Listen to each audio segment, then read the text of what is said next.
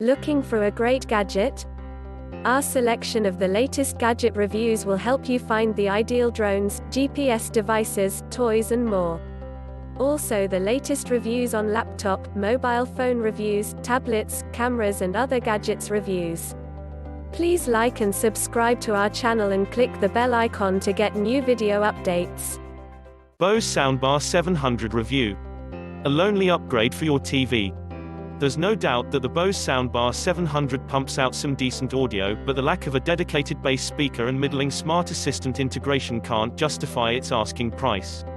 Soundbars have been getting better and better each year, and if you've got mediocre TV speakers, a soundbar can be a very effective upgrade for your TV viewing experience.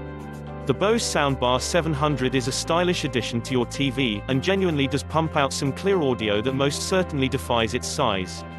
Not only is it stylish, but the Soundbar 700 also features smart assistant integration with both Amazon's Alexa and Google Assistant. Couple that with Apple AirPlay 2 support and built-in streaming for various music services, and you've got a surprisingly robust soundbar on your hands. The Bose Soundbar 700 is available now for $799 from most leading retailers. That price tag doesn't include the base module or a wall mount. There's a lot to like about the Soundbar 700 when it comes to design.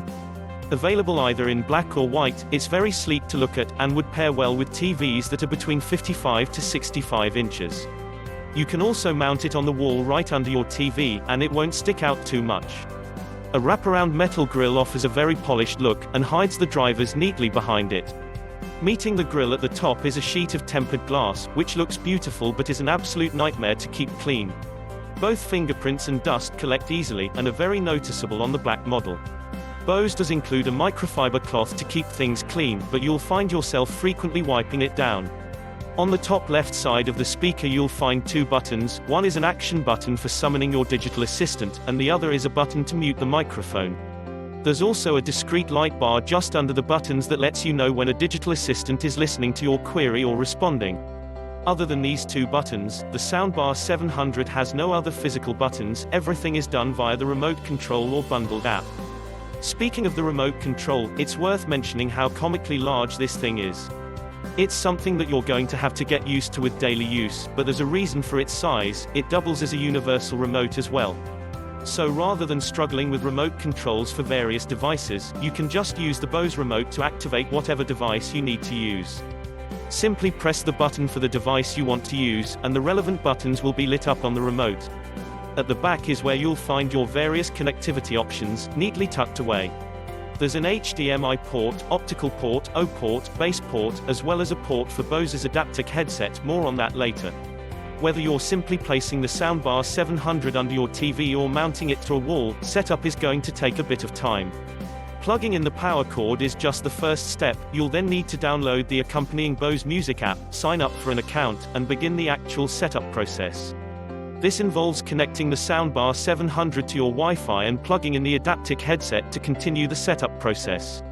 The adaptiq headset is a crucial part of the setup process, as it helps to fine-tune audio levels so that no matter where you're sitting, you get crystal clear audio.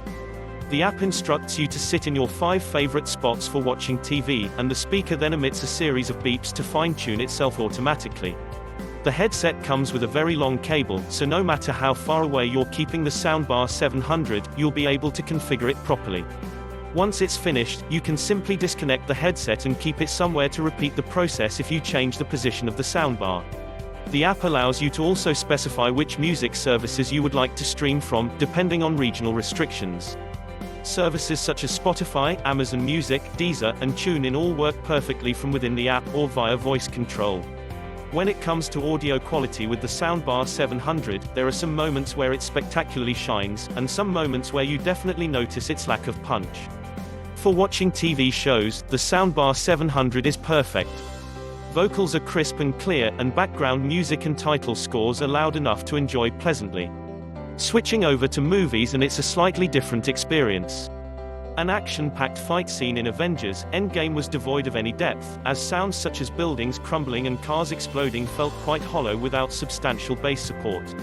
Listening to music on the Soundbar 700 was an equally mixed bag. classical piano and opera pieces sounded clear and filled a room with beautiful music, while soft acoustic guitar numbers were equally impressive.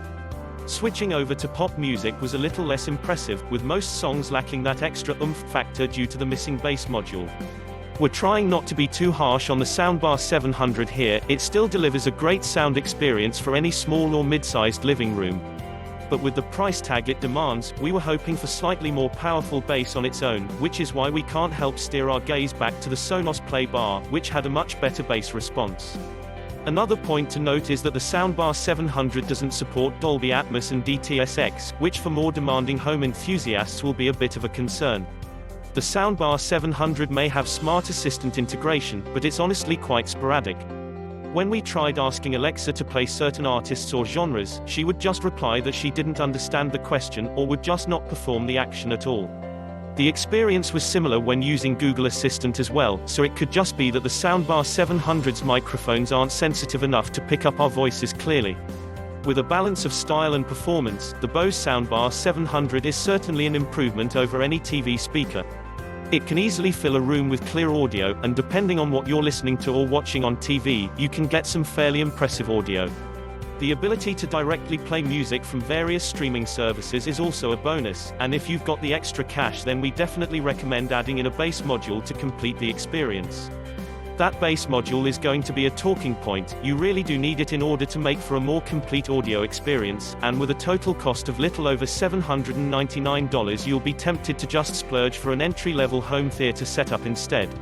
The Smart Assistant integration is nice, but the middling voice recognition turns it into a sour feature, which makes us wonder why it was ever included in the first place.